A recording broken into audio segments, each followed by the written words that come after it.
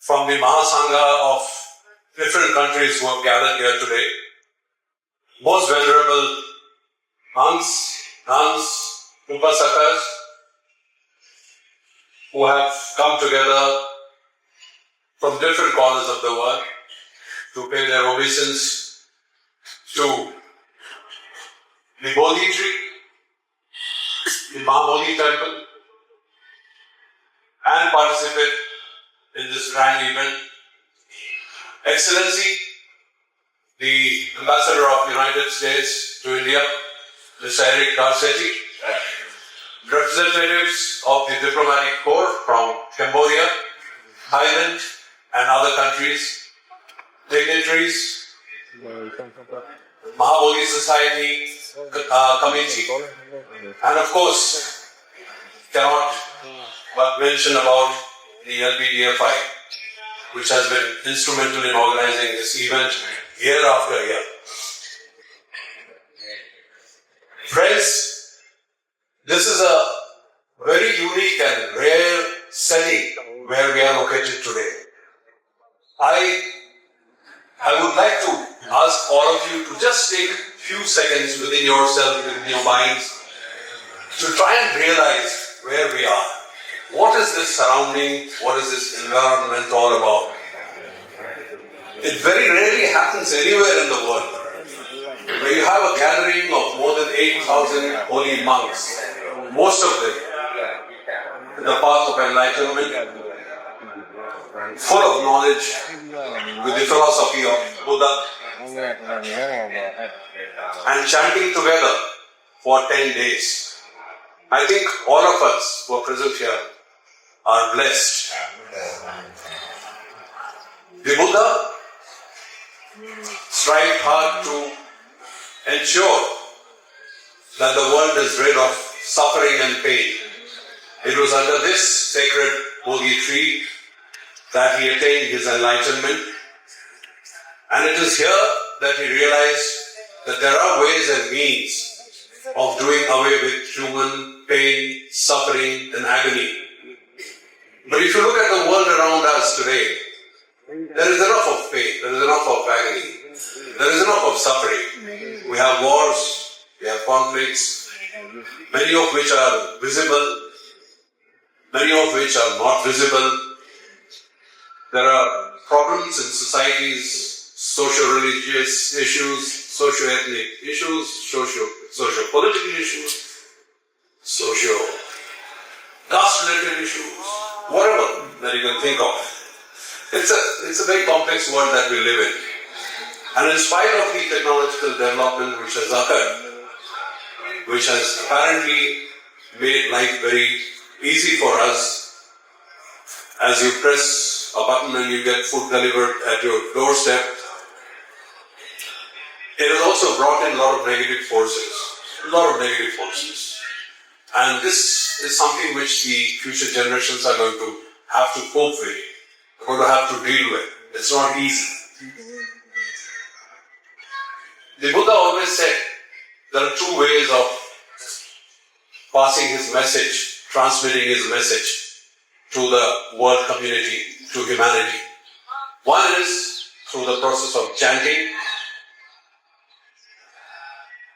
and it is here that I must say that the job which the LBDFI and the associated organizations have done over the last 19 years is tremendous. It's a way of giving back to the Buddha what he has taught to the world, what he's taught to us.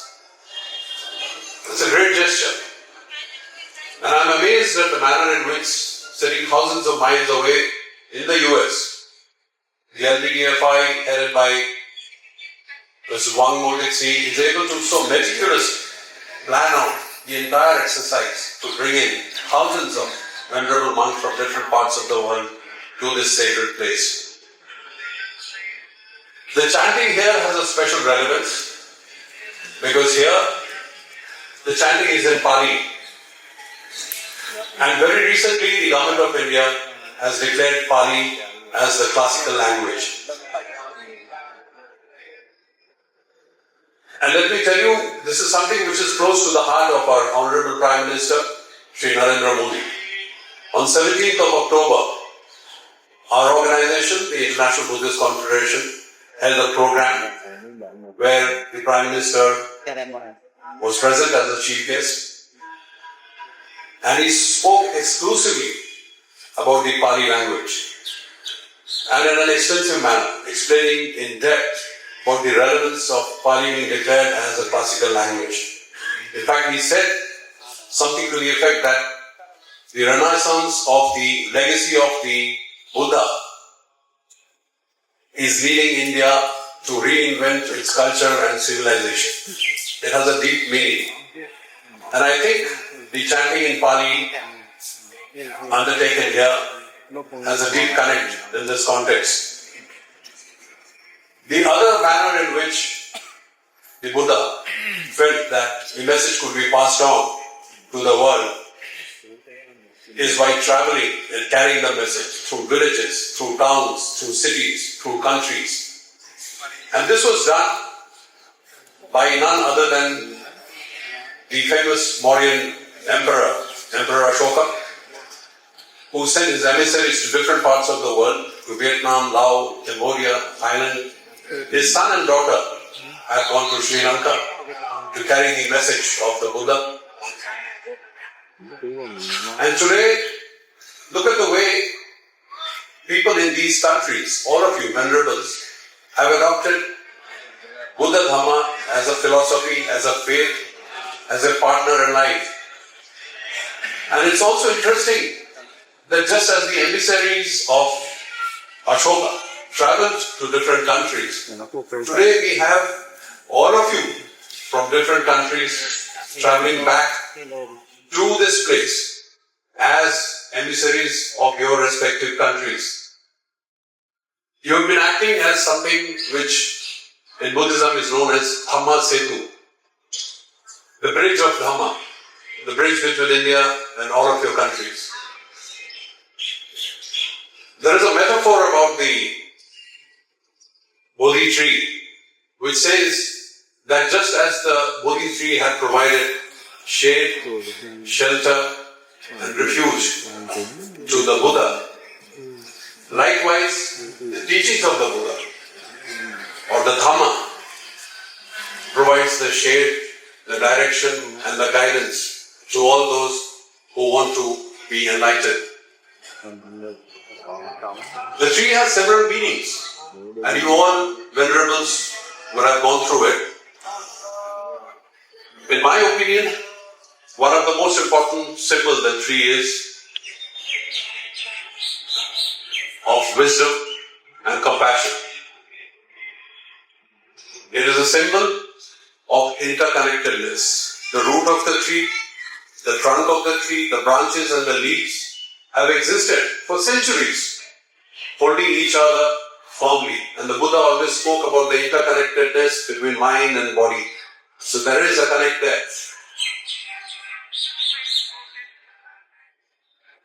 The other aspect which I feel the sacred tree has relevance with is sustainability.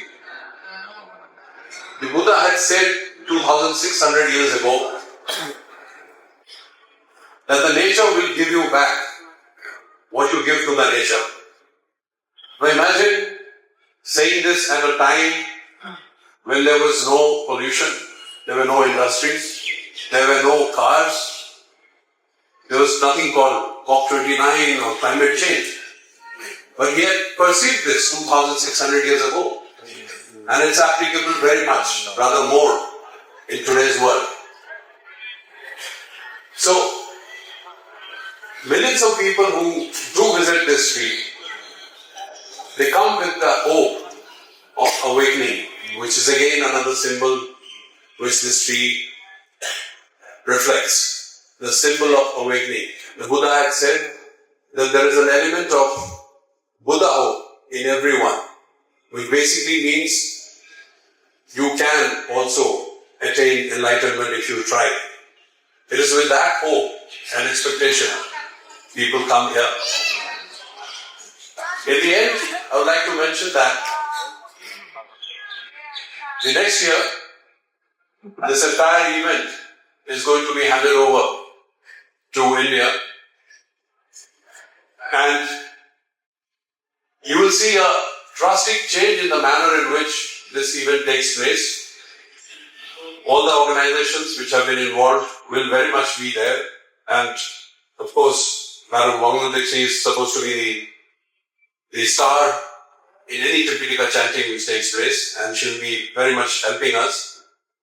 But I have been assured by our Union Minister of Culture and Tourism, Shri Gajendra Singh Shekhawat, that from next year on, the Government of India, the Ministry of Culture and the Ministry of Tourism will also start engaging with the International Tripitaka Chanting Committee.